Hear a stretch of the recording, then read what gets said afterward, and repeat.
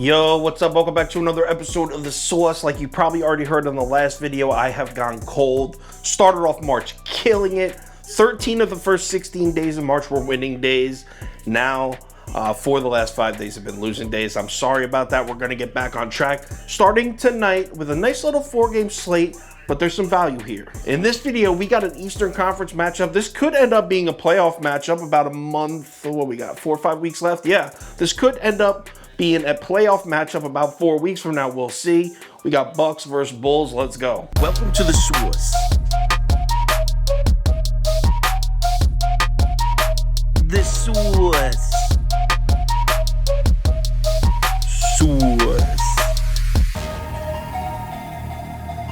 Hey, get the sauce. All right, Chicago on the road in Milwaukee here. The line is Bucks -6, and as early action as you would expect is on the Bucks. 81% of money on Milwaukee. This is as of this morning around 4 a.m. Yo, check this out though. The books react heavy to that Bucks money and move the line all the way up to 8 now.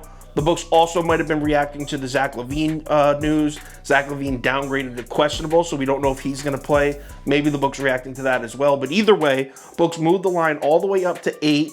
And now you see some Chicago Bulls bettors coming in. Not a crazy amount, but the money and the public both seem to be swinging back towards Chicago. This is as of around noon, around 1 p.m. So let's cap this game. If you subscribe to this channel, you already know the first step. We're running the numbers through the spreadsheet. According to the analytics, the line for this game should be Milwaukee -10.09. That's a 2-point lean on the Milwaukee Bucks here. All right, let's run through a quick breakdown, and we'll start with the Bulls. What is really going on with this team, man? They did have a nice second half last night, picked themselves up a win against a pretty good Raptors team, but before that, they were 2-8 straight up in their previous 10 and 1-9 against the spread in those same 10. That's disgusting. Now, there's 2 things you need to keep in mind when you're talking about the recent Chicago Bulls struggles. Number 1, over the past 10 games, they've played the 4th strongest schedule in the NBA. So there's not like they're going out there and getting blasted by bad teams. They're in the middle of a very tough stretch of schedule. Number 2 is obviously injuries. Alex Caruso just returned to the lineup about 4 or 5 games ago.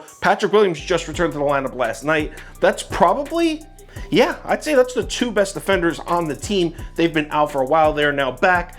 Need a couple games to get acclimated. So what I'm saying is we shouldn't all sit here and panic about the Chicago Bulls. They're going to be a playoff caliber team when it's all said and done. But to be fair, we also have to talk about this Milwaukee Bucks team, and they seem to be finding their groove at the right time too. 6-2 against the spread in their last 8, 7-3 in their last 10 straight up, I believe. I don't have it in front of me. I think they're 7-3 in their last 10 though.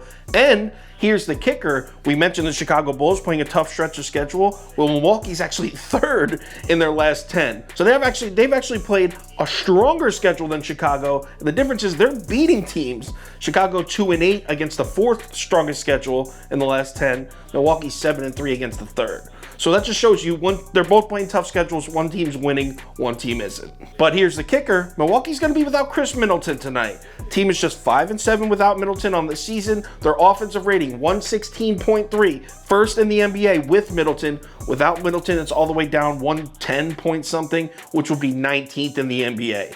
So that's a pretty big drop. 5-7 against the spread without him. But to be fair, I believe the 12 games that Middleton missed, I think Milwaukee was also missing Drew Holiday, and they were definitely missing Brook Lopez. So they were missing more than just Middleton. To me, the number 1 question we got to ask here is, can Milwaukee show up and play some defense tonight? That's been their problem all year, and it hasn't changed. Since the All-Star break, this team's just 28th in efficient field goal percentage defense, 30th, dead last in opponent three-point frequency, 28th in opponent three-point accuracy. So teams are just drowning the Bucks in 3-point shots. I mean, the Bucks just have no answer to opponents' 3-point shooting. Want to hear some great news from Milwaukee fans? Chicago does not shoot threes. In fact, since the All-Star break, they're 30th, dead last in 3-point frequency. This team just doesn't shoot threes. Zack Lavine, who may not even play tonight, is the only legitimate 3-point shooter on the roster. Vucevic can shoot a little bit from outside, but he's not a traditional 3-point threat.